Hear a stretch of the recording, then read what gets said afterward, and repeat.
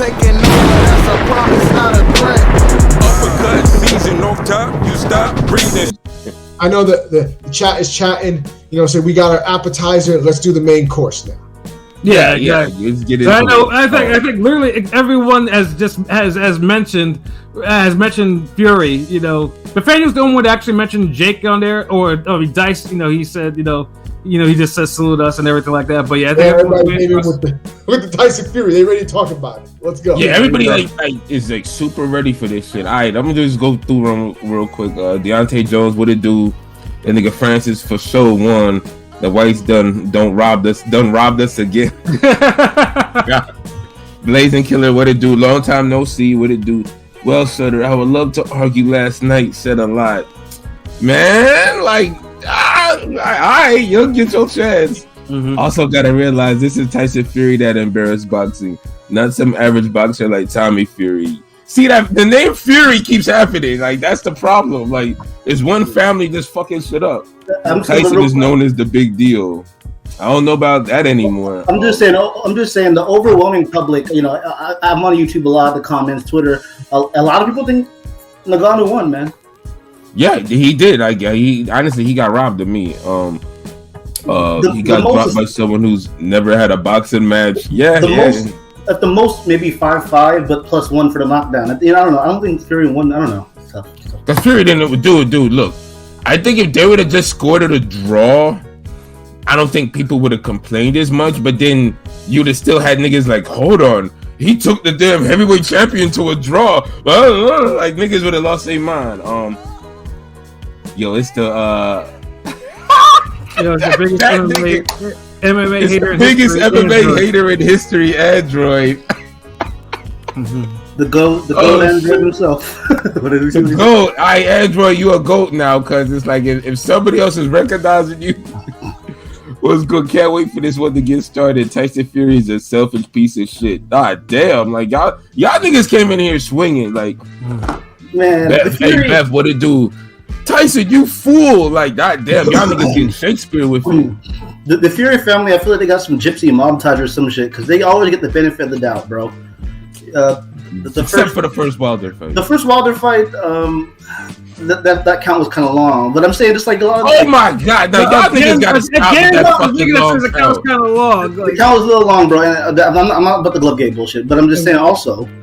Tyson, Tommy Fury gets benefit of the doubt on 2 fights against non-boxers. I'm just saying it's oh no, wait. Tommy Fury ain't get no benefit of the doubt against Jake Paul. Yeah, you're right, I guess, but I get no motherfucker. What?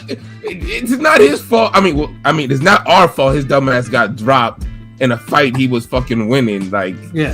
Literally 5 rounds to 3. You can't give Jake Paul more than 3 rounds. The KSI one is just more sticks out to me more. Yeah. They just call the KSI. We ain't gonna rewrite history. Jake is fighting on a non-pay-per-view card like the last MVP card. It's a low-level pro from the sounds of it. God damn, y'all niggas going way to South America for that? Remember how HBO used to feed niggas like off non-brand, nondescript Midwest guys?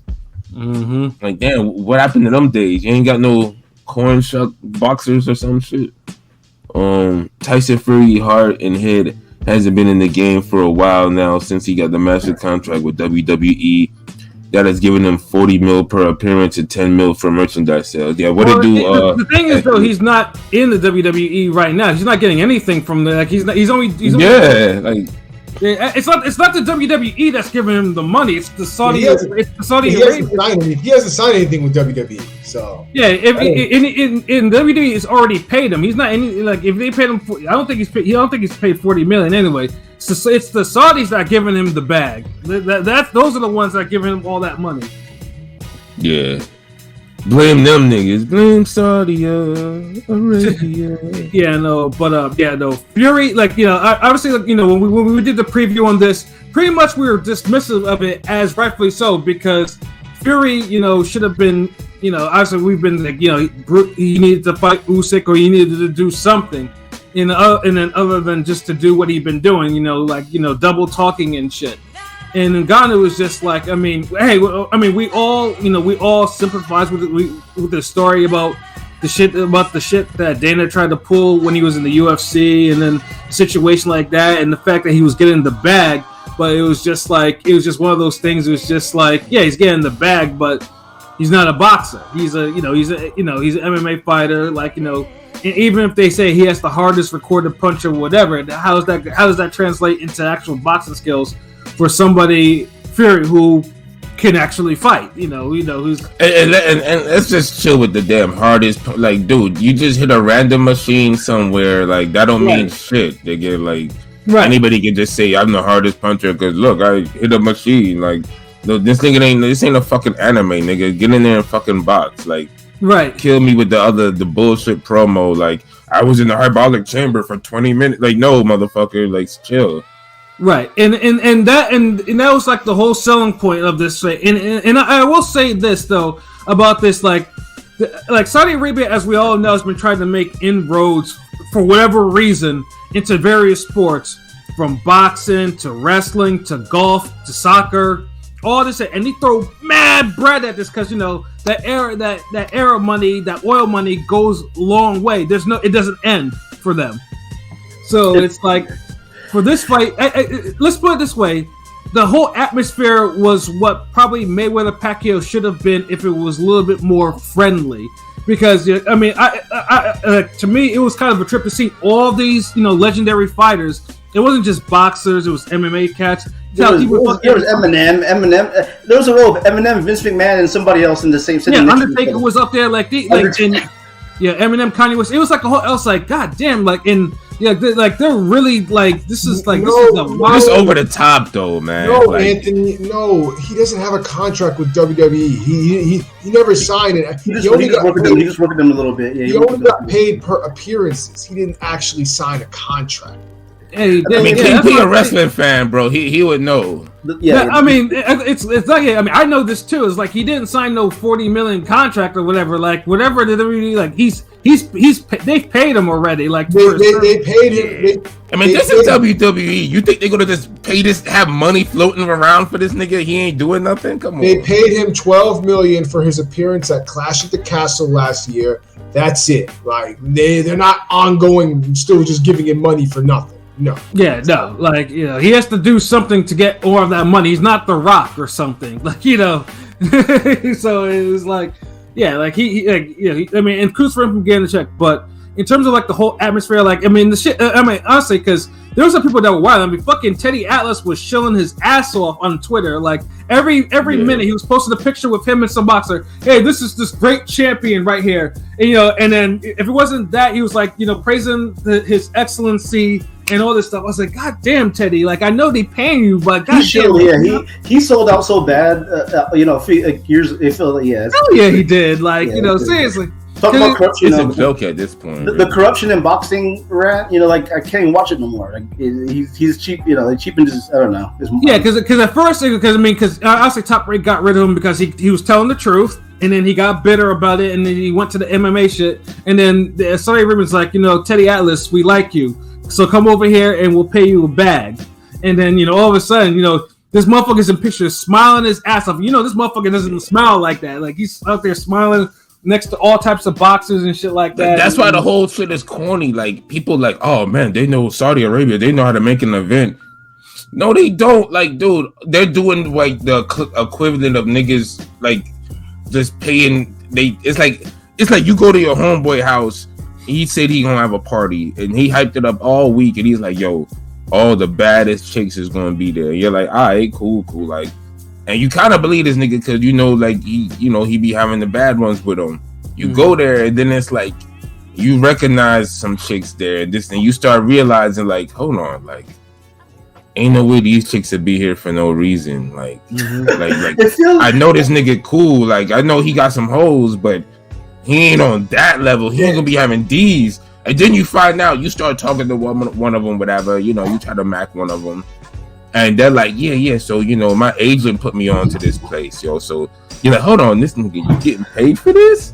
Then you find out, like 70% of the baddies in there are being paid to be there. So it's like, it's ironic because it cheapens the event a little bit. I mean, like, I know that they drop a lot of money, but ironically, it feels cheap. I don't know, like all these big fights happening over there. I don't know. Yeah, it's like y'all pay people to be out there, be like, yes, big fight is happening. Yes, I'm former undisputed champion. Not at a big fight. Like yo, chill, man. Like if like y'all gotta y'all gotta work that angle in America too, so it just don't feel so over the top when y'all go to these other countries, because we already know it's over the top when we go to other countries. Like you see how Germany and all them niggas used to do them Klitschko entrances and shit. Fire. But all the extra performing and shit y'all doing and the whole yes man shit y'all got going on, like no one likes that shit. Like, but the problem is in America, no one's gonna pay. And the problem is in America, no one's gonna pay these niggas to actually, to do, we're not gonna pay them Saudi Arabian money, for that. That's the problem. Then that's the problem. Like, I don't mind. Like, niggas should get paid, but like you shouldn't have to do that for Saudi Arabia money, bro. Like, if niggas just trying to exonerate and exalt you and shit, like, yo, let a nigga pay you 5 racks and get your tickets and shit to show up at the event and put on for boxing. Like, why niggas gotta get the damn the Busta Rhymes Arab money bag before they do anything for the sport that made them rich and famous? To the credit, it wasn't like they picked all the current boxers. Like, a lot of boxers there were like all retired. Like, some of them, like a Nassim Hamed to Frank Bruno. Yeah, I get it. Like, yeah, but it still feels on some damn like it sounds. It's giving them Caesar Pena, DJ Envy like paid programming feel. Like, this fight was brought to you by Joe Calzaghe versus Roy Jones Jr. This bout was brought to you by Riddick Bowen, Evander Holyfield flashback. All of them cats were all there. All in the pictures. Buster Douglas was up in there. Michael Spinks was up. Larry Holmes was up in there. Like, it seemed like every heavyweight champion worth noting was there. You know what I'm saying? Yeah, that's what I'm saying. It's like, it's too like, it's like y'all gotta present it differently. Like that can't be y'all go-to. Like, every time y'all have an event over there, y'all gotta just get all the boxing alumni to kind of tell us, like, okay, this shit's important because, hey, these guys are over here that we paid. Like, nigga, I know that damn well Marco Antonio Barrera is not gonna be over there to see that bullshit if y'all ain't paying this nigga. Right, and like shout out to Andrew. Yeah, not organic. Organic celeb interest is what you get at Tank versus Ryan and an M walking out Bud. Like, thank you. Like, god damn. Yeah. Again, to my point, this feels like it just feels, like the crowd. Honestly, there should be some bad bitches out there, and you can't even dress like, I'm just saying, like, yeah, like what's the point? Like, nigga can't drink, can't zoot up, can't drink. It's not. Shorty can't be bad. It's quiet. Japan crowds are used to the quiet. You're used to the quiet. But I'm saying, like, nah, come on, man. It's different. And like British fights are big too. British fights, U.S. fights. the atmosphere. I don't know. All the other European, like, bro, like, I'm just like, Saudi Arabia, like, it's cool. Y'all want to make y'all want to have fights over there, have big events. I get it. It's cool. But, like, y'all events will never be as big as y'all think they're gonna be. Like, it's y'all, like we just told y'all why. Like, as long as niggas can't drink and y'all got women covered up and all that shit, like, and as long as y'all keep doing all this damn paid for promotion type shit, all the events are always gonna feel like some manufactured over the top nonsense. Like, I'm just sorry. It's just, that's how it's going to, until that shit change, bro. But then enough for the presentation, man. Let's get into the actual fight. Well, we can get. I was going to mention the car real quick because that. Of course, my bad, sir. Yeah, and shout out to Pilot though, because he did call that Wardley win. Like, when I was like, we were fucking like that. He did knock out eventually, but give him some props. He wasn't going to stop loosening on the message. I am giving him props, nigga. No, I'm just saying. You know what I'm saying? I'm talking to LV because. I'm about to say, like, you standing on business today, nigga. Like, because this motherfucker. Dude, look, he's still a defensive liability. Adele had some squaring up. He had some spots where he hurt him a little bit, yeah. Yeah, like nigga, like me saying all this shit ain't no. He make for good fights. I'll give him that. Yeah. Like, yeah. I mean, like, I've been seeing a little bit of improvements as fights go on. So, I mean, you know, what improvements, nigga? What improvements, man? Tell me, like. I mean, his defense is a little more tighter as compared to some other fights. I'm just saying. Like, I mean, Worley wasn't. I would say Worley wasn't getting rocked like he used to, because bro be getting rocked a little bit too hard in this fight. So, Yeah. and this time, I mean, I was surprised. Like Adelaide was just like he was like amateur hour, although he hit him with some good shots, but once Worley started letting his hands go, dude was getting hit with some real serious combinations, especially the one that dropped his ass. Yeah, because Worley does let his hands go. I give him that. Like, that's the best thing about him, really. Like, he'll throw those old school like heavyweight combinations, not the damn 1-2 gas hug. I love you type shit. It's right. Like, he'll come forward and take a couple to throw three. You know what I'm saying?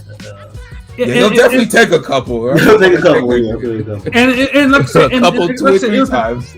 And it's the type of fights that heavyweight needs, like prospect fights, because like I said, heavyweights, you know, because it's like, okay, who's gonna be the prospect going for? Because you know, Adelaide and Worley, they got into a scrap at the press conference before and shit like that. So it's like you needed something like that to at least, you know, okay, which heavyweight is like, you know, might actually make some inroads. And of course, it turned out to be Wardley. You know, like I said. Oh yeah, Wardley did get dropped, ain't it? Yeah, because he got glassed or some shit like, or he got headbutt, or the guy with the mic or some shit like that. And, he got hit with a left hook. Did he get sucker punch, kind of? Yeah, he got hit by Adelaide, and then you know, like I said, he took it out. I think that was a sucker punch. Like niggas is throwing, like. Yeah, they were throwing. Yeah, that's what I was saying. Yeah, you get caught. Nigga, it wasn't like somebody like, it wasn't like the Alabama brawl or some shit where somebody ran up or jumped from the ceiling or the water or whatever the fuck and just started like, nah, y'all knew what y'all was doing.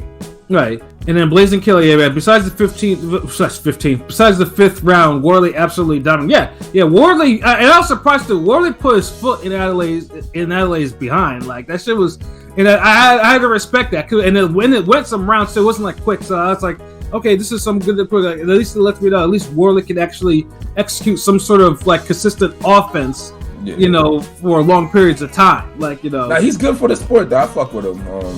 The pilot said so, but you know, bring action fights. I like. I mean, I don't think he's ready for Joseph Parker again. I think he should get friend of the show. Maybe fight. You know, bring Johnny Rice to UK to fight him or something. I don't think he's ready. Johnny for Parker Rice yet. would knock the fuck out of this dude. Because there's rumors he might fight Parker now. But and then shout out to Parker for uppercut season, because he knocked the dude. Yeah. He knocked that dude out because that dude. You know, it was like didn't want to just no uppercut and got laid out by one. That was hard. Like Joseph Parker needed a highlight reel knockout like that, and he delivered on that. Yeah, good. And then Makmadov did what Makmadov always does, like knocked out a very overmatched opponent. So like it is, you know, like I mean that shit was that and that shit was cool with this, but they need to give him. A more serious step-up fight, and Carl Stakam needs to fucking retire. I saw that shit, like you know. Oh wow, he got fucked up. Yeah, it ended in 4 rounds, and Bakoli wasn't even in shape. Like, dude was like 300 pounds, and he still whooped his ass. Like, God damn. Yeah, Takam needs to kind of retire. I think his run is done now. Like, he's finished. Bars. You know, but at least I will say so. At least the undercard, you know, it was full of fades, no decision shit. Which of course brings us to the fucking main event. You know, the main event. And I have to admit though, Tyson giving pounds to like pretty much every past heavyweight champion, and there was kind of like that was unique because it seemed like he was high fiving, dapping up every fucking heavyweight champion that was in that hallway. I was like, okay, that's a decent entrance. You know, that was cool and everything like that. Yeah, I mean, it's just the great value Vitaly Klitschko entrance. Well, I mean, except it wasn't video. It was just, you know, the Vitaly one was video. This was just like every. Yeah, I mean, of course. I mean, dude, with all the time that passed, he better make it better than than the video. Like, I mean, now he got all them niggas paying money. Like, yeah, he's like, fuck it, like y'all here anyway. Yeah. Dap up. Yeah. And then you see, obviously he's in the ring, looking like he always does, like fat and out of shape and whatnot. And you see Ngannou come in. Ngannou is looking, it's like damn, you just hope he didn't gas out. because me and my brother, we were watching because I was at a wedding, so we were watching on this phone. We were watching all this shit go down and whatever. I was like, okay, we can't be near TV. We might as well watch it on this phone. And obviously the whole theatrics is there. And fun things too is like the whole atmosphere wasn't even loud like that. I was expecting you think you have all these shits like that, but I looked to it. You just kind of had to feel like some of these cats were just sitting there just politely because they got a bag or they got perks or whatever, so they were just sitting there like it is, and just waiting for Fury to start and Fury to knock Ngannou out. What we got was what my man LB would call a career mode glitch. Oh, wow. Fuck. Yeah. How you saying it before me, nigga? Nigga, I gave you your props, nigga. That's why.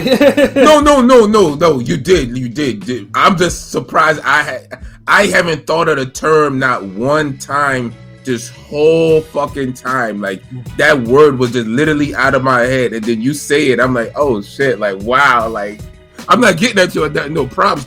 It's just, you're absolutely right. That's crazy. Wow. Yeah, like, and this is a situation where obviously the one who's an established seasoned champion, clearly, although he said he took a 12-week training camp, did not take it as seriously as someone who he didn't look. The videos didn't look all that impressive, but clearly he was training his ass off.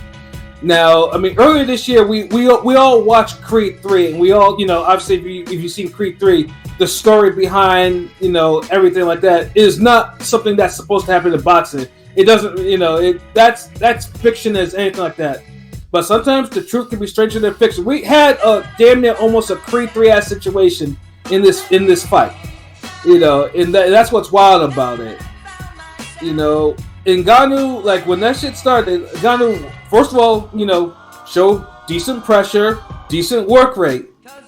He wasn't jabbing as much, that was Fury over there and everything like that, but he actually showed that he could actually pick off some of Fury's shots and not get, whereas, certain heavyweights just took him, without moving their heads or doing anything like that, but we won't get into that. He kept his hands up too, I'll say that. Yeah, and kept his hands up too. And keeping his hands up was what led to what would, that would change the whole kind of feel of this fight. Because that's half the battle when you teaching the novice boxing. Yeah. Keeping their fucking hands up. You get a kid or the adult, whatever, keep their hands up. It's like that is half the battle, bro. Yeah. And then keeping his hands up in round 3 was the reason why Ngannou was able to land a high left hook, like, behind the ear, top of the head, back of the head, whatever you want. It wasn't back of the head, but definitely, it was like the side of the head. Like, it was a good shot. Yeah, it was a good shot, and the shot that was able to put Fury on the canvas. And of course, everyone pretty much went fucking crazy over that shit.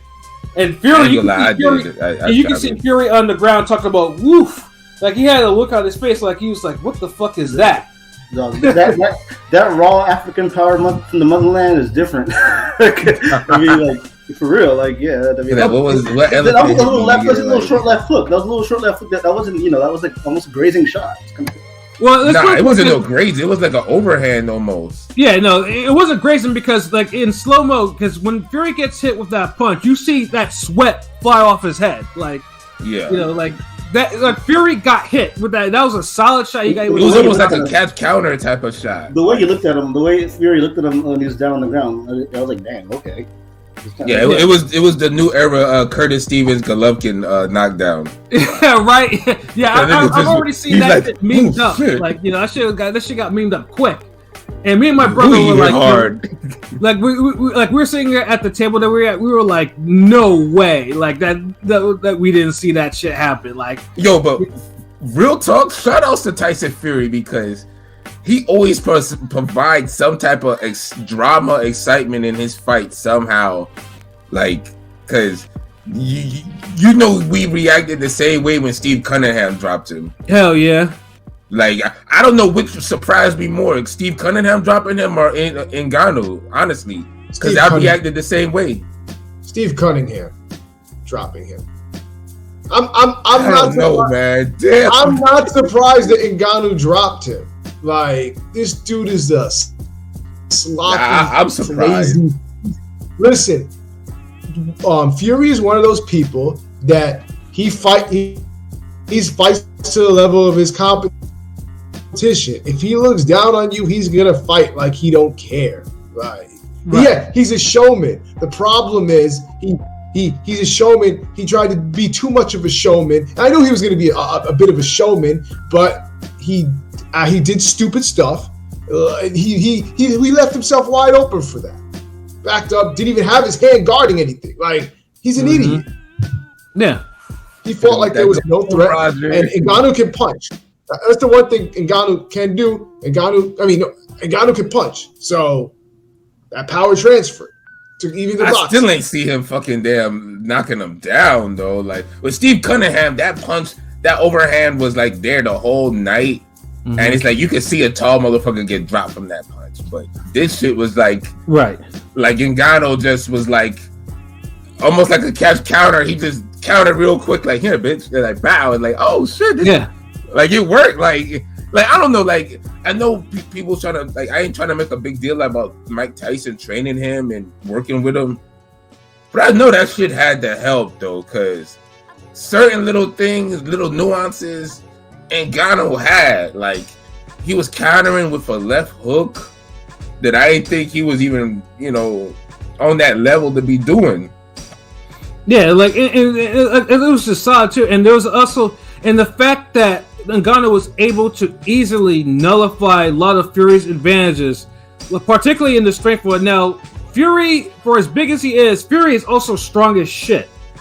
Ngannou weighs like maybe about 6 pounds less than he does, but of course he's like full muscle. Fury tried so much dirty shit after that. I mean, obviously we all know about the elbow he threw. Like it was so deliberate. I don't understand how he didn't get docked points for that shit. Like, like motherfucker threw a whole fucking like elbow from all the way back. But every single time that it landed more like a forearm, which is fortunate because if it would have landed like I know how it could have, it would have really it would have been horrible. Yeah, that or it would have really fucked it. Like it would have opened him up, paws or anything like that, and that was just like, geez. And then, but it landed that 90-degree angle where it would have been like, oh. Like if it would have landed like a Michael Caceres elbow. Yeah, but and luckily it didn't too. But then Fury also tried to do like the leaning on there, but Ngannou would just shove him off, like literally just shove him off. And then Fury obviously, he tried to go to his body, go to the head. He tried to keep a jab in, and Ngannou showed the chin. But Ngannou also showed that he can take Fury's power, and he was walking down Fury, and even in some of when you get to like the mid rounds, you can see like Ngannou going to the body himself. Yeah, he was. Yes, he was. I mean, again, like as an MMA fighter, he has always had pretty respectable boxing skills. But that just shows his work ethic because like I watch UFC, and he lost his first title fight. Right, I just want to add this. He lost the first title fight pretty bad against the champion Stipe, and then he won a couple fights. And then the second fight, he showed so much improvement. So it just goes to show you, like, his work ethic is top tier. That's all. Yeah, it actually was because, like I said, it was getting to the point where you could see. I mean, you could see Ngannou actually outworking Fury, and actually, I mean, he had Fury over. And of course, when he did like the whole punch count, he landed more of the power punches than Fury or whatever. And you can see that. That was on no copper box shit. Like you could watch the fucking fight and tell he landed more power punches. Yeah, and niggas, because niggas would be like, well, no, Pat, it's compy box. You're counting numbers. No, motherfucker, shut up. Yeah, and you can, and the one thing you can see in Fury's face that you don't ever really see is he was discouraged. He was really, he was fighting, but he was discouraged as shit. Like because all the shit that he usually does, he couldn't do against Ngannou for whatever reason. That's one thing. You know what? And I know we'll get into it later with what's his nigga's name? P. Bring up the Twitter poll that I don't ever recall Tyson Fury looked at as worried and shook in a fight as he did in this one. That's one thing I'm glad you pointed out. Mm-hmm. This nigga was looking Shane Mosley and Winky Wright fucking level of worriedness and discouragement. Yeah. Like serious. Like even Wilder never had this nigga looking like that. Right. Wilder. And then I think the only person that was more worried than Fury was Usyk, because they got his reaction, and you see Usyk. Usyk always looks like he's always on one, but this motherfucker looked like he was horrified at watching his payday go down the drain. No. And the third most worried nigga was Sugar Hill, because that nigga was looking worried too. We all expected, Fury to, similar to Floyd carrying Conor, because Floyd carried Conor, you know what I'm saying, put on the show. We all expected, for him to dominate, get a knockout eventually, and, Usyk comes in the ring and then, get the full-on call-out, but didn't go as planned.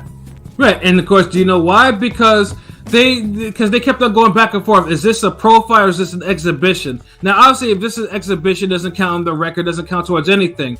But then he did some roundabout shit. Was like, oh, okay, if so and so win, if Ngannou wins, there's a rematch clause, and if whoever wins, it's gonna go on their professional records and shit like that. And who's the commissioner that's actually gonna sanction this shit? All this shit, like, and then Fury kind of worked himself into a shoot. So basically, now he's getting to the point where his undefeated record was being threatened, and it was really on the line because it wasn't like on some bullshit. Like, I know people will say, "Oh, well, Fury was landing the jab and everything like that," but how effective was his offense against Ngannou, who's kept on coming cover? Ngannou wasn't like, his face was fine, like he wasn't swole up, and Fury hit him. Them jabs were landing like niggas is trying to make it out. Like, look, this wasn't fucking Golovkin, Lemieux. They were still landing though. They was landing, but they weren't landing to the damn impact and to the degree of where he's controlling these rounds. Where niggas is saying where a few niggas has said he won the fight. Well, his jab was never that fucking dominant in the fight. His jab was like maybe 40%. His jab was dominant, but it was still scoring, and it was the jabs and the right that he did land were enough to win a lot of those rounds. I think the clear rounds. I don't know about all that, man. After Fury got dropped, I think after Fury got dropped, I felt like because Fury won from the first round probably, and maybe the second. I don't know, but the middle rounds, like 4 or 5, maybe 6. I think Fury probably won those. P, you're about to say something? I was gonna say, I think, I don't know. It's just me. I think that people did not expect Ngannou to do as well as he did. That they're thinking that he won the fight and kind of getting some extra credit. I don't think he won the fight. I think he did well and better than anybody thought he would do. But I don't think he won. I think you could give him 4 rounds. 4 rounds. I can't give him any more than 4 rounds. Wow. And this is the same nigga that gave like Jacobs like 8 rounds against Golovkin. Like, that's a completely different fight, but okay. Bad scoring is bad scoring. Some people thought, that's all I'm saying. Like, that's why I could understand. I can see people thinking maybe Fury might have won because when the scorecard was going to get read, it's one of those like, well, either guy can win, kind of like Kenny Loma. I'm not, I'm just saying it felt like before they scored the cards. Oh, I could see both guys winning. But yeah, I don't know. But in Haney Loma, whoever would have got a knockdown in that fight, we're definitely saying he won that fight. You get what I'm saying? Like, this fight was it had some swing rounds, but like at the end of the day, like, even if you say neither guy won 6 rounds, you got the knockdown, bro. Like, this more Spence Porter than anything. That's not as action packed, but what would you score? Definitely there. Well, Pat and Obi, how many rounds? What would y'all give that score? Shit, fucking I had Ngannou winning. I believe I had it 6 rounds to 4. Yeah, and then you put the knockdown on top of it, like 6-4, maybe pushing it's 5-5, but the +1 for like 5-5. But I don't think Fury wasn't dominant enough for me to get this nigga 6 rounds. Like, You didn't have to be dominant. You didn't have to be dominant to win 6 rounds. Like, you have to. How the fuck you win the fight if you don't dominantly win 6 rounds? He did enough to win 6 rounds. It wasn't dominant, but he did enough. Like, well, that don't make any fucking sense. I gave Ngannou the 3 definite rounds to me for Ngannou were the 3rd round, the 4th round, and the 8th round. And you could give him the 7th round. I couldn't find any more rounds to give him after that. And he completely gassed after the 8th.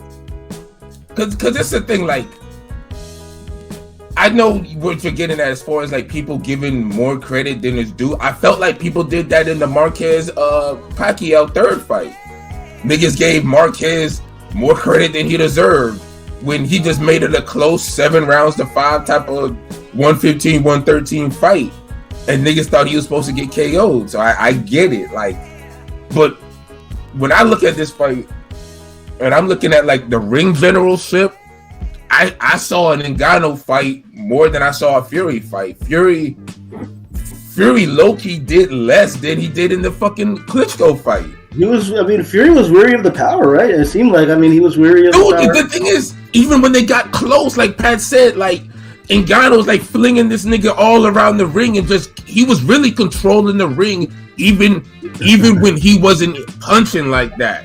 I do like think he still controlled the ring. I do think that MMA, in regard to that, I think, with the clinching and everything, that was a major part. Obviously Ngannou was strong as Knox, you know what I'm saying? But I feel like, up close in the clinch, he he's very used to that. So that was, the inside game. I was shocked with him being able to, like, Fury wasn't able to walk him down. It was weird. He didn't throw no body punches. All he had was a jab and a jab that got there sometimes, and a good 1-2 every now and then. And real quick, I just want to mention that people say, he did land 1 uppercut. That's about it.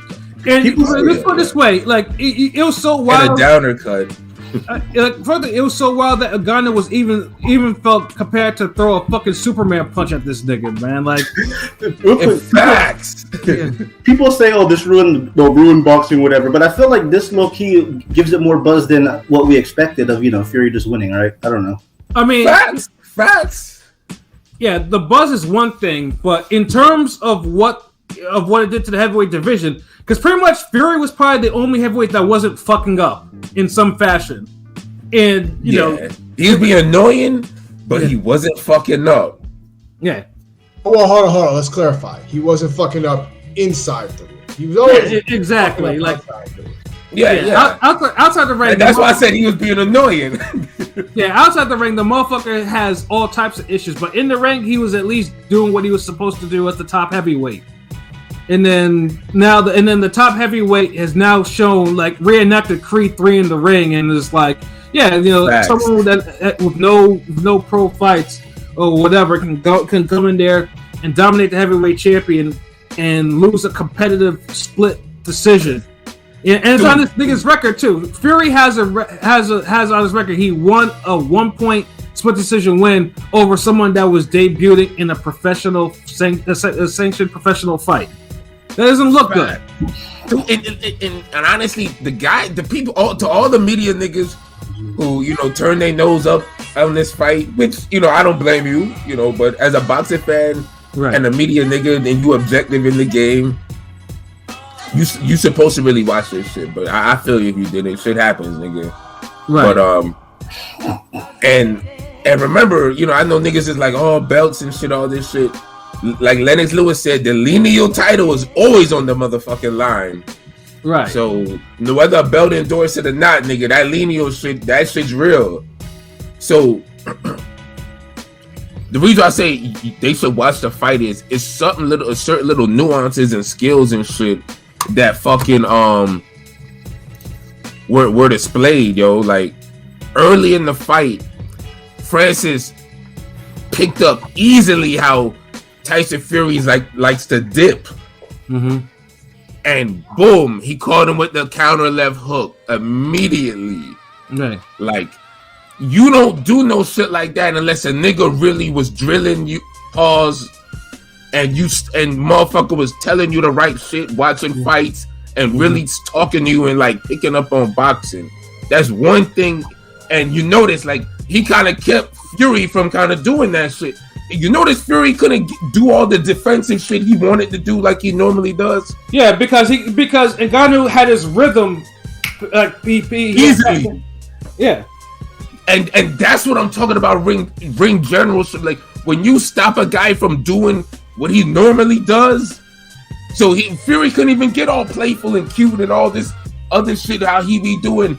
He was able to do that on Wilder and all of them. It took Wilder like fucking 3 fights to get Fury dipping. Right. Shit, like, you know what I mean? Like, dude, like, I'm telling you, like, Francis Ngannou, like, he was impressive to me. Like, I'm not just giving him extra points, but if you know what to look for, you'll see how good he really did. Like, that's why I just don't really see how Fury, like, you know, he didn't clearly win this shit. This ain't it could have gone either way. Like, this is the overwhelming public. I mean, literally, you know, overwhelming public saying Ngannou won, bro. Like, honestly, and like, I think a draw would have been the only saving grace. But that's a win in itself. If you say, "Hey, nigga, in my first fight, I got a fucking draw against a fucking heavyweight champion of the world, bro." And shame to people that, you know, I saw a poll like a year or two ago between him, you know, who wins, Fury or Lennox Lewis, and Fury won with over 1,000 votes. Fury won like 70-30, and I was like, they really, I mean, I don't know. I know he's tall, mythical matchup wise, but come on now. I mean, and this is Lewis too fucking explosive for him. He would treat that nigga like he treated like all the other big niggas. Pause. Riddick Bowe would have wrecked Fury, bro. I don't know. I'm just saying. Of course. Yeah, and like I said, and this is where. Like the heavyweight, I mean, pretty much the heavyweight division. I mean, everyone has had their comments about the heavyweight era, today's heavyweight era, how all these heavyweights have a lot of flaws, and Fury just committed probably one of the biggest flaws and more. Like, because in terms of heavyweight, like, the heavyweight champion is supposed to be, you know, the nigga that's not, because you didn't see Muhammad Ali, again losing a competitive fight to Lyle Alzado back in the late 70s. Like, you know, it's like, what are we doing here? Like. No other heavyweight champion you can say, you wouldn't see a Larry Holmes losing the fight like this. Hell, Larry Holmes boxed up Butterbean's ass. Like, and Butterbean is obviously he can box too, but it's just like there's a certain level that you have to be able to have as a heavyweight champion. And Fury having this type of fight, regardless if he says, regardless if he trained or he didn't train or whatever, you're the heavyweight champion in the world. You're supposed to put somebody like that away, or it's supposed to be a dominant performance, especially if it's going to count on your professional record. And now it's just like it makes the heavyweight division look bad. Because now Mauricio Sullivan is like, okay, yeah, because of this, we're going to give Ngannou a ranking. So that means when they have a rematch, ranking, he honestly needed a damn immediate rematch. This is a fight where if we would have got a rematch right away, I would not even complain. Like, I wouldn't mind seeing this again, because it'd be like, damn, both these niggas are taking even more serious. Like this, like, wow. Like, I'm gonna ask you all a question real quick. Is it crazy? Is it like blasphemy to say? Personally, for me, I'd rather see Ngannou fight Wilder than see Fury Usyk. Well, I mean, if Tay Jones said that, Malik Scott said that they're already talking to Ngannou's team about that. So imagine if we get Wilder and Ngannou next. I hope we do. Yeah, that's a good fight. I mean, in terms of, I know for like plans, and I mean, obviously Ngannou, he signed with that PFL, so he's under contract with them. So I know he's gonna owe them a fight first before he does any other boxing. Yeah, I think that's what he said for the plan, because he signed with PFL, so he's obligated. Well, he has to fight. The thing with PFL, real quick, I saw they purchased Bellator actually. That was on Showtime. But the thing with PFL, they've signed all these boxers, right? Like Amanda Serrano, Shields, all them, Jake Paul. But I feel like they're just like they haven't put a fight on since. So I feel like they're just like using it as marketing. Like, I don't know, it's weird. Like, they don't even they haven't announced any fights since. I mean, I think they're gonna do something with Ngannou, of course, especially now after this shit. They're gonna be like, okay, yeah, we got. Yeah, they got to. Yeah, Yeah, they're definitely he's definitely gonna do that first before he takes another pro boxer fight. It's just they kind of moving. I get what Pilot's saying. They are kind of moving slow because when you think about the amount of boxers they've signed, have you ever heard about any upcoming cards? It's like, damn, like you only just see the promo these niggas do when they sign people. Right. Yeah, I mean, truthfully, I mean, I think they have seasons when they actually do all that shit, you know, because I mean, that's the reason why Clay Collard, whenever he's not doing that shit, he hops into boxing to go get a paycheck. That's what he's still But you don't find it weird they sign all these people they haven't put them on cars yet? They're just using them. That's what I'm saying. No, I'm agreeing with you. They're just using them for the name. I mean, they just purchased Bellator, so maybe they'll, maybe they're trying to. Yeah, I mean, give them some time. They'll probably reorganize some shit, and you'll probably start announcing some shit like soon. You know, but Ngannou, like, let's say, if now you can't even argue, like, hey, you know, WBC is gonna give him a ranking. Why not? Why the fuck not? Because now it's like, I mean, obviously, I mean, most people understand like part of the reason why Ngannou didn't get the decision is because Fury and Usyk is already made, and the Saudis are like, yeah, you know, we're paying for that too, and that's why Fury even mentioned too is like he didn't even want to announce Fury Usyk. But the fact that they're paying, they're gonna give him another like $40 million for this shit is like, yeah, he's following the line, he's keeping quiet, you know. But the Saudis is like, yeah, you know, we want you to fight Usyk, you know, next, and you know that's what's gonna be next. Well, of course, now Frank Warren's talking about it may not happen in December, it might happen in January or February because of what went down in this fight. Yeah, I felt like it was always going to happen in January, February to begin with. Like, they're not going to just... It's already, like, November coming up. Like, they're not going to just squeeze that, you know, just jump right into December. Nah. Well, Frank Warren, because the fight was a lot harder than they suspected. Because, you know, obviously they thought he was going to treat it like an exhibition and just, you wouldn't get, you know, and... Like, if that's the case, Fury would have already been in better shape training. Like, it didn't look like he gave a fuck. Yeah, and you see this motherfucker in the post-fight interviews. Well, first he canceled his post-fight presser, and the next videos you see, this motherfucker has a whole shiner. Like, I haven't seen a shiner that like it was that detail. Like, he has a real shiner. I'm like, god damn, like he is like, you know, looking like sad and shit. Like, you know, they're looking like De La Hoya after the Stern fight. Beat up and shit. Yeah, and then Deontay Jones. Yeah, you know, I'm just saying, y'all saying that Francis got robbed. Well, not all of us, you know. Pete, I'm saying that shit. I stand on that shit. Yeah, like, I mean, I think Ngannou should have won. Pete thinks that Fury won. LB is like, yeah, no, Ngannou definitely won. And Pilot, did you ever put your state where you kind of? Yeah. I thought he got robbed. I mean, I don't know what's the biggest robbery of the year because you know, notably wise, that might be robbery of the year. Even though you know it was a close fight, that might have been you know. But the fact that you could say that Fury was taken to the point of defeat by a boxing novice is valid. Yeah. It's absolutely possibly valid. And the fact it was like with a split decision, right? Yeah, it was a split decision. Yeah, because Fury won on. We won on, I think, by 3 on one card and by 1 on the other card, and then Ngannou won by 1 on the other card. On the other card, so it's like, yeah, these. Giving Fury to win, I just feel like that's just benefit of the doubt too much, man. Like, god damn. Yeah, like I mean, there's always supposed to be one Fury that's supposed to be an embarrassment in boxing, and that's Tommy Fury, but not the reigning heavyweight champion of the world. So now it's gonna be like, I mean, Father got to fight.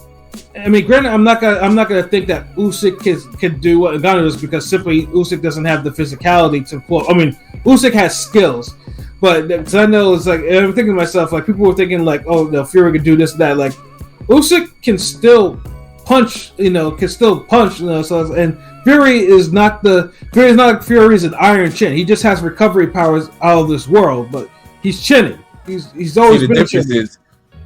We're not going to get the same version of Tyson Fury because he's going to take Usyk serious. Yeah, extreme, and he better take him serious too. Because the thing is, with Ngannou showed that he could be a damn hard fight for Tyson Fury, whether Tyson Fury take him serious or he don't take him serious. Right. That's the difference. Yeah, because like once you nullify one of Tyson Fury's like main strengths. it's only like I say, Fury's going to have to. I mean, has to think of another way to actually beat him or hurt him, for that matter. Yeah.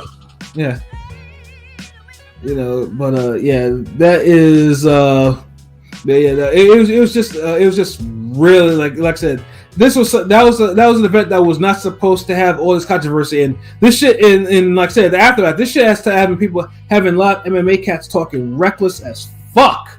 Don't worry, we got an Android on our side, nigga. Yeah, like MMA cats, they're like, you know, I mean, first, obviously, like MMA fighters themselves are like, you know, they're getting balls. Like, yeah, you know, obviously they all went to Ngannou, but none of them motherfuckers was saying shit when Ngannou was going through his whole shit with Dana White, except maybe for a few, you know, the ones that are, you know, like, like you know, Adesanya, you know, all of them, like, yeah, they were the only ones that actually like had this nigga's back or whatever, you know, but everyone else was just like, everyone else was on, you know. Everyone else was on code with the MMA and with Dana shit. Like, now all of a sudden, now it's a big victory for MMA. Where was all this shit before when this motherfucker was out there with the shredded knee and Dana was forcing him to defend his title and shit like that, or how this nigga was sitting out and Dana was talking about, well, he made a mistake, he's never gonna amount to shit, blah blah blah blah blah, all this other shit. Where was all that energy? Yeah, you know. So you motherfuckers that out here touting this like this is a victory over boxing, you know, fuck you, because you know, like I said, because boxing gave a victory, really gave this nigga payday, recognition, name buzzing and peaking harder than it ever has in his whole career. Like, no way that had nothing to do with that. UFC had nothing to do with that. None of that. Basically, Ngannou gambled on himself and won, something that more of you motherfuckers need to do. Because you motherfuckers want his payday. Because Ngannou set himself up to get probably even more than the $10 million that he got for fighting Fury. Like he's gonna get more. You know, he's a hot commodity and he doesn't need Dana anymore. So it's like you motherfuckers could do what he did if you want to get off the plantation. You know what I mean? Like so it's like, and he looked faster than he did in his damn workout videos too. He did. That's one thing, because he was looking slower than Joe Joyce in them videos. Yeah, and I was like, I was just like, you know, even with someone with Fury who can, you know, who moves pretty well for a man who's 270 pounds, it's like, you know, Fury will probably hit him at will, but I guess, you know, that's why they call that shit like pad work and all that shit. Like, you know, that's what it is. It's not necessarily what it means, like, the things that'll happen in the fight, which is true, you know, but yeah, it's just. You know, like this whole MMA, like talking reckless about this shit and saying like that. Okay, boxing's done. No, boxing's not done. Like, you know. Yeah, don't get your ass whipped by no boxer. Yeah, it's like boxing is still thriving this year. You know, and if anything, you know, this. I mean, as negative as it's going to affect like the heavyweights. I mean, it gives boxing more attention to detail though. And then, although Top Rank though was on some whole shit too, because they tweeted the highlight of the knockdown and everything like that, and then he took it down, and then eventually they think they put it back up on YouTube and shit like that. It was like, I mean, you motherfuckers wanted to. I mean, like I said, you know, you didn't want that engagement or anything like that because you were too embarrassed, you know. But people asked for it, like, you know, where's the fucking knockdown? You aired the shit, put it up, you know. You know, motherfuckers is gonna tune in to see the knockdown. Do that shit. You know, don't be pussyfoot about this and take that shit down. You know, but Tyson Fury though, motherfucker really needs to take a hard look at himself and be like, you know, and he's sorry, like, he hasn't talked no shit or nothing like that. Like, motherfucker, you need to understand that, you know, that you're the fucking heavyweight champion of the world. You can't just go through life eating candy and snorting it too. Like, you know, you gotta, you know, act like a heavyweight champion. You know, Lex Luger. You know, Lex Luger. You know, I mean, he's getting chastised by other champions, and rightfully so.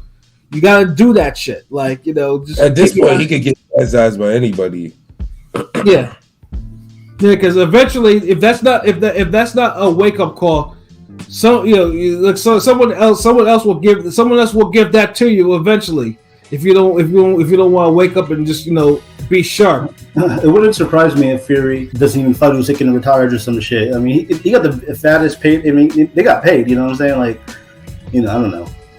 Yeah, but then Fury, like I said, because Fury, because he's like bipolar shit like that. So he's always saying shit like 1 minute I'm retiring, next minute boxing needs me, boxing I need all these shits and everything like that. And like this motherfucker always he always says some shit like. But now he said, "Oh, I'm gonna fight 10 more times and shit like that." He's always saying anything like, That's why it's like I don't take him for his word. Like I just wait for him to actually do something in the ring before I take him at any of his word because this motherfucker just he's just he's just too out there. Like, but yeah, no, that was a whole unexpected thing. Like that was not supposed to be the talk of the weekend at all. And it turned out to be that shit got all the mainstream attention, everything like that. Celebs weighing on it, other shit weighing on it, like yeah. In the heavyweight division, like everyone now needs to get their shit together. Like this can't be like there's just too because people are now downplaying the fuck out of this era, and rightfully so. Android, can you imagine how embarrassed the box legends ringside or in person there must have felt afterwards? I'm sure. I'm sure. I was embarrassed. If you was embarrassed at home, like I could just imagine how like a Roy Jones felt and Gozaki and all them niggas and ridiculous. Yeah, I mean, you have especially the heavyweights. I mean, you have the own boxers saying that Fury didn't win that shit. Like that. Yeah. Like that's hard. And even with my brother, because me and my brother have debates about boxing, MMA all the time, because he's an MMA head. And for once, I couldn't even say shit to him because I told him what I thought would happen, and I was like wrong, like it was like really wrong, and it's just like it's just a very unfortunate situation, like due to what Fury is. So it's just like but that's the thing though. It's like this is Fury. Like boxing still got MMA. Like I don't see like Ngannou like the fuck like. Slow ass nigga. That shit worked with fucking Fury, dude. Like Chris Bird, like boxes this nigga into Bolivia, bro. Like, yeah, like man, like, and okay, hold on, fuck that. Alright, salute, Belly. What it do, Belisarius? Ngannou versus Zhang. Zhang pieces him the fuck up, bro. Are you serious? Yeah. Like Ngannou too open for that shit. Like, pause. Like, yeah, he ain't gonna have the reaction. Styles make fights. Like there's a few heavyweight boxers that would probably. And Ngannou could probably beat Wardley. Oh, you gotta go back there, huh? I'm just saying because Wardley just be there, nigga. Like he'll throw punches, like you know what I mean. Let me see. Ngannou versus Wilder is a good fight because it's a shame he's 37 because like he got 3 years. Like he got a couple years, I guess. Dude, if this nigga fight 3-4 times, he could bank off this shit. Get the Wilder fight, and you know what I mean. I mean, this nigga like literally was heavyweight champion of UFC and supposedly had to beg his camp to loan him money. I mean, you know what I'm saying? So at least he's getting his proper pay, Well, that's my thing. That's the thing. Like the heavyweight division shouldn't need to go through all these type of theatrics just because, like I said, a lot of these guys are just not. Wilder is the thing. Wilder needs to fucking fight. Like I don't know what Wilder is doing. Like we have the best year of boxing since 2019, and Wilder didn't fight. And you could say a MMA guy did more for heavyweight boxing than Wilder did. Let me ask you real quick. Do y'all think it worked? Like, it's unfortunate he got burned by fucking Ruiz. Andy? It is what it is. Do y'all think nigga Ruiz ain't the only person in the division he could fight? Yeah, dude, they could have spun the block on Ruiz plenty of times. No, the Joshua fight was always going to be some bullshit over there, dog. Like, dog, ego got in the way of the fucking Ruiz fight on both them niggas' ends, yo.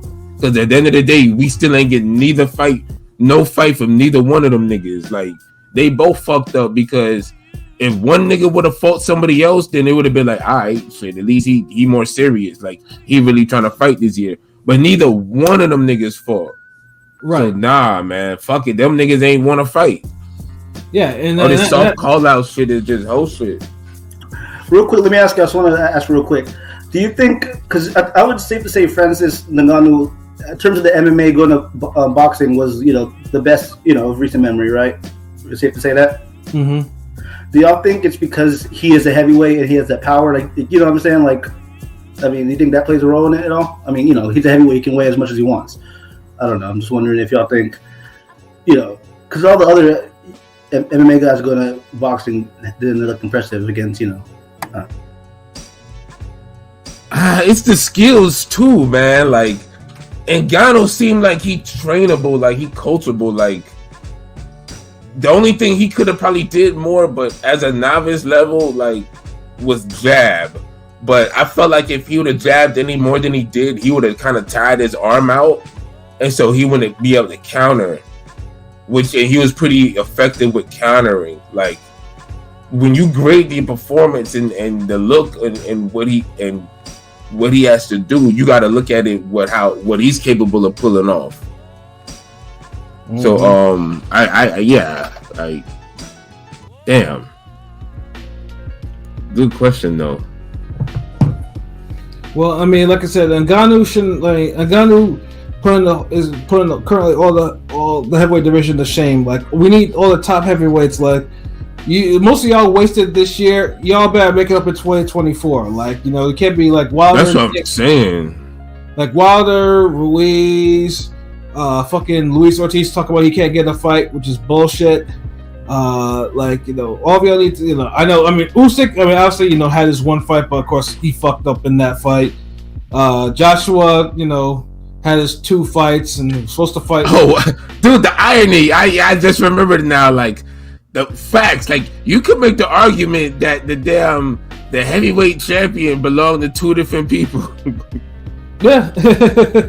You can literally make that argument, like, and it's like I'll have to listen and be like, hold on, like, he's not lying, like, I mean, like, even if you don't make the argument, Usyk and Fury weren't really the best representation of championship heavyweight boxing. Like, I can't remember in no year in heavyweight boxing where the champions made the belt, like the title, look this bad. Like, it's just anybody could have it now. Mm-hmm. Like, this is like a first. Like, it's like boxing gods was like, all right, heavyweight division, y'all fucking up, y'all can't make the big fights. This what I'm gonna do. I'm gonna jinx y'all division for a year. But I'm gonna give y'all the best year of boxing ever, or since 2019. So here you go, nigga. Bow. I'm like boxing as a whole is gonna be popping except the heavyweight division. And then when y'all do pop, it's gonna be for the wrong fucking reason. Mm-hmm. Boom. Like, there you have it though. Because every division has had a spark of positivity except heavyweights. Heavyweights have just been like either like a pleasant little surprise or like a fucking massive disappointment. Nothing else in between. Would y'all say that's the best fight, quote unquote, best fight of heavyweights this year? The most dramatic. It's going to be in top 5 because of it. Yeah. I mean, if somehow Fury and Usyk does take place on December 23rd. I said 30th, December 23rd. Then yes, that would easily be the de facto best heavyweight fight of this year because it's it's undisputed status. But like I said, the effort involved, like, dude, look, Ngannou made around the same much as Dylan White and still and put up a better effort. Yeah, and some heavyweights need to be. Yeah, Dylan White needs to be ashamed of himself, straight up and down. And Ngannou been fucked over with money, and he hasn't gotten the damn type of paydays Dylan White has gotten. Mm-hmm. And he didn't do all that bitching and complaining. He promoted the fight. He did what he had to do, and boom. So I can't shit on the fight or like that. Like, I can't. Boxing's still number 1 because boxing brought out the best of Ngannou. Yeah, that's how boxing still fucking wins. Mm-hmm. MMA didn't get the best of Ngannou. Mm-hmm. Boxing did, and we gave him the best. Not with the judges, but we got him that second best, which is that bread, that money, yo. And this clout is forever, yo. Yeah. So, you know, it may, you know, like shout out to my nigga Android. I know it was embarrassing, you know, because we looking at it, you know, each other like boxing down, but it's a spin, man. I know, you know, he sent me the LeBron tweet, you know, that's why I can't. Man, fuck LeBron, nigga. This boxing gang over here, nigga. This ring gang radio, nigga. Yeah, LeBron is you don't fucking watch boxing anyway, nigga. LeBron is an in the moment dick rider, like, you know. Yes. Yeah. Even for his own sport, anytime niggas do a damn slam dunk contest and kill this shit, this nigga start flirting with, oh, maybe I should do it next year. Like, oh, yeah, right. Man, shut the ass up, man. Let Nate Robinson and fucking Dwight Howard have their fucking moment. God damn. Nah, I just hate shit like that. Like, nigga, like fucking Clarissa Shields ass nigga, yo. Facts. Like, is that a Midwest thing? Like, the fuck? Like, not all them niggas do it though. So it's crazy how them like niggas be also like, yeah, there's only 2 undisputed niggas like in the world. Facts. Oh man, hold on. Let me see comments. Wilder should fight Zhang. Nah, he ain't gonna want that nigga. Come on, bro. Like, it was annoying hearing people saying that Tyson is this all-time great. Don't get me wrong, he's solid, but far from great. Usyk is much greater than him, and that's facts. That's facts. I can't fucking hate on that comment. Android, I know it will never happen, but man, Top Rank should be doing everything in their power to use Francis to catapult Jared Anderson. Capitalize on this, but it won't happen. Francis could pick now. That's true. Like, Top Rank would have to be willing to give both them niggas the bag. They would have to overpay that fight, but they could really fucking sell it and market it. Like I like how you thinking, because if you sold that as, look, the next best heavyweight versus the real heavyweight champion, I know it'll be counterproductive because y'all still repping Tyson Fury, but this fight is going to be in the States, and a lot of niggas thought Tyson Fury lost. So, like, yeah, that could really, you know, that could be a pay-per-view fight that does like 1 million buys. Like, seriously. Like, the potential. Especially with Jared Anderson. Remember, this is a nigga who wants the bag. And he might not get to a belt. Yeah, Jared Anderson.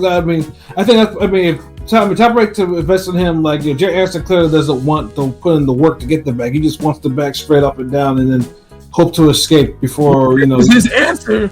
But the only thing that could compel this fight to happen, if Jared Anderson used his own money, his own clout, and went on a campaign, just targeting Ngannou and trying to force a fight where it gets everybody buzzing to the point, like I just said, like, basically, yo, I'm the next great heavyweight champion.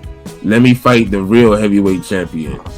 Right. Like, that's the whole narrative, and it takes Tyson Fury out the picture because it's like, well, we thought you lost anyway, motherfucker. So who cares? Get out of there. Right. And so, honestly, yo, man, like, stranger things have happened, but I think that's something that's real possible. Wilder was an actor in a BBC show. Oh, word? Are you fucking with us? Are you telling the truth? Because, that explains why he been inactive. Well, Wilder, yeah, it sucks, but he made a lot of money. He does his act, but he does a lot of music and other stuff. So whatever, Yeah, the music shit that he does. He does like Afrobeats music and shit. Like that. But then just shut the fuck up and do that shit.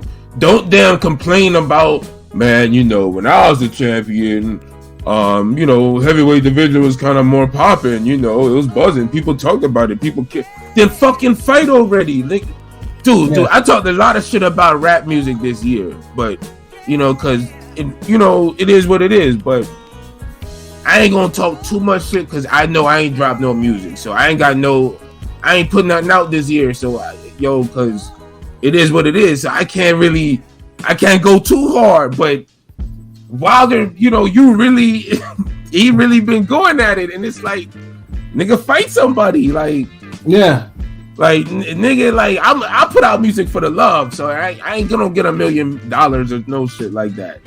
So I mean, and I'm still being humble about it. So nigga, you getting the bag when you fight. So nigga, like, what's stopping you? Hope it's not Andy Ruiz. Yeah, who would also get the bag if he fight. Like, you know, it's just y'all niggas don't like boxing like that. Y'all niggas corny. Y'all, you know what I mean? Y'all niggas worse than Keith Thurman, really. I mean, in terms of Andy Ruiz, I mean, obviously, and again, this is where because you know, obviously Saudi Arabia came into play during Andy Ruiz's when he made his title defense against Anthony Joshua the second time around, and Saudi Arabia gave him the bag. And Andy Ruiz got paid well as champion when he won the belt, and then when he defended it. So Andy Ruiz has been on some shit since then because now he wants those paydays. Like that's where the money kind of ruined him. And then he never like he had that great work ethic or anything. Like he one of those dudes who got to the summit, like. He bagged the finest chick he'll ever bag early in his life or some shit, or he got the prom queen, and like he already kind of like he got homecoming queen and prom queen, like so he kind of already know what it feel like, and I don't think he gonna strive for more after that. Yeah, and like I said, I'll never hate on how because like I said, because when he was looking for that shot. Other contenders were turning down the fights for no real good fucking reason, and he stepped up. And he was only a couple of weeks removed from his last fight, saying that he could step in because he was still in shape and all that stuff. You see how being a real nigga for one moment could change your life. Yeah, and you could be on some bullshit for the rest of your life afterward, but just do that real shit one time. Yeah, and now, like I said, now he puts out training videos with all types of filters on that shit to make his stomach look like it's thinner or not. When the motherfucker's clearly it's not the same. So yeah, he's a weird guy, but you know I still don't like what you did with your trainer too, you hoe. Yeah. But yeah, I mean, this guy could just be real with it. Like y'all just being disappointing, man. Like it ain't no disrespectful shit. It's one of those Larry Merchant tough love shit. Like y'all niggas get y'all shit together. Yeah, we talking about a goddamn MMA fighter and fucking Tyson Fury who hasn't had a relevant fight since Dylan White. Yeah, and doing what he did now because now again the boxing is in the spotlight, and for that to happen to the heavyweight champion, like all you heavyweights need to get your shit together. Like I'm not and I can't fault Ngannou. He did what he had. He took it seriously, and you know, he put himself an extraordinary effort. You know, and like I said, and who knows? Maybe the next time around, he might actually pull off the upset. Yo, bring up the Twitter poll real quick, so we just 1 minute on that, and just so we could close this shit out. Yeah. Do a pilot. I think you were the one that did it. So. Well, wait, for the Fury one or the 130 one? The Fury one. We're about to do the 130 real quick. All right, hold on. I'm just gonna take you a sec. Wait, no problem. Yeah. The Fury and Ngannou poll, right? Let's see. Scrolling.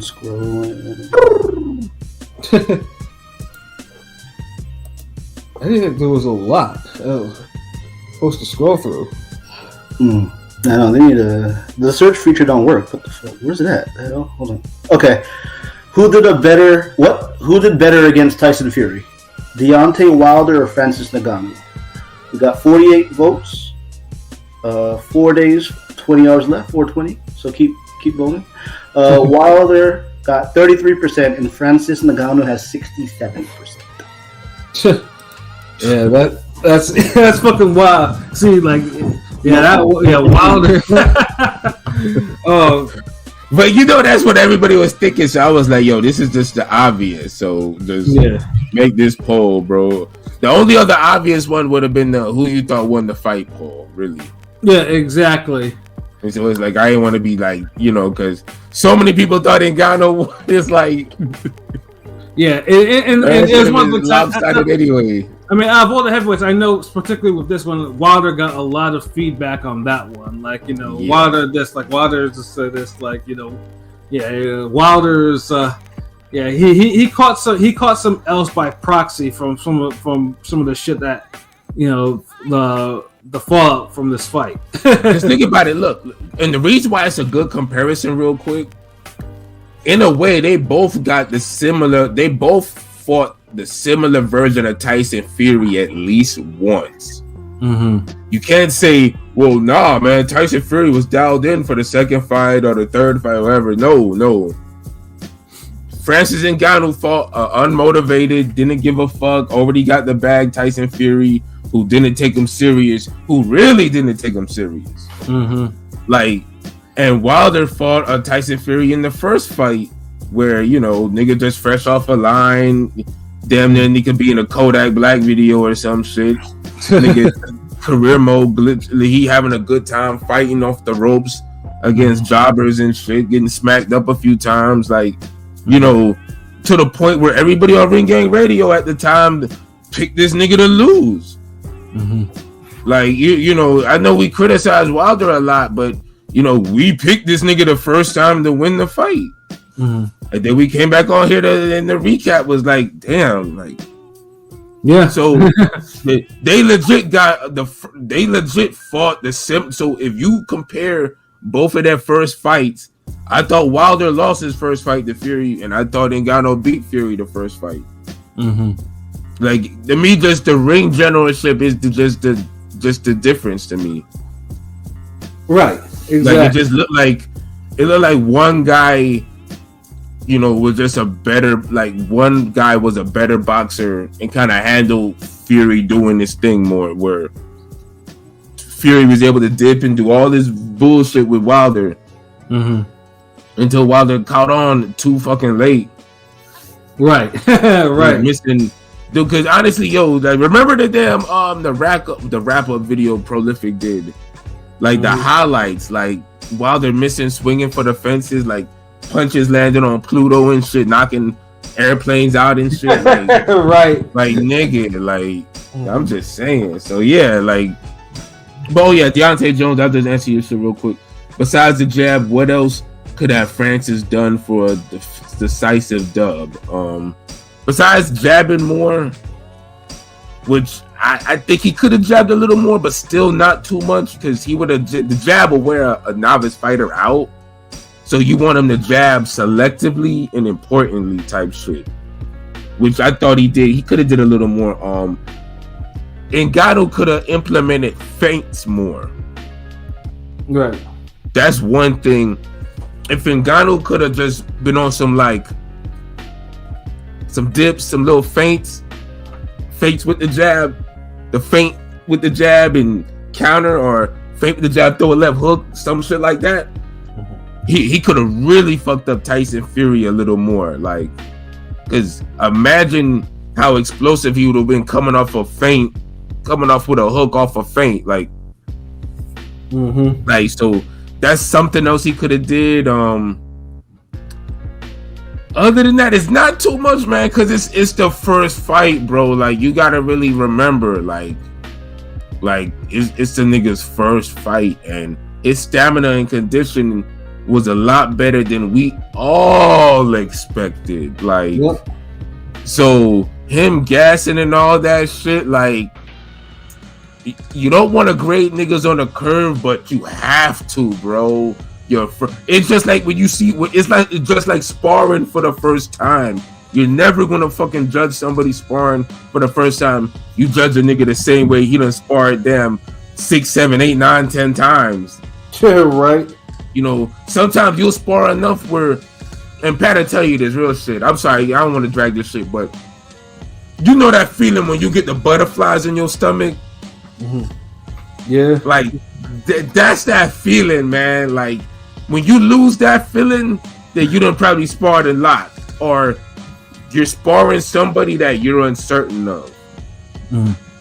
Where it's like, could this nigga beat me? I don't know. Like I don't know. This nigga kind of quick. Like I seen this nigga killing the heavy bag. Like I heard he broke this nigga hand on the mitts. I'm a back foot boxers nigga like King P would. Like,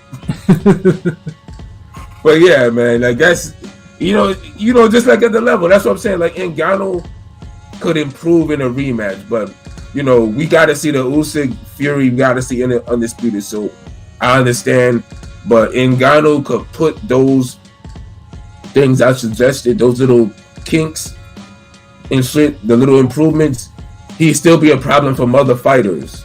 Mm-hmm. Just off doing that.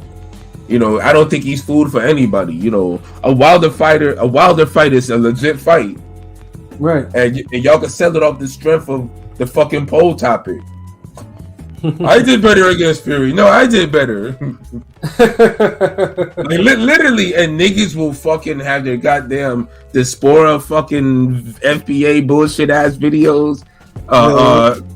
You already know. I ain't even shitting on it. I'm just, niggas gonna be having think pieces. Okay, African boxer versus FBA what's the Eidos boxer? All that shit. So you already know.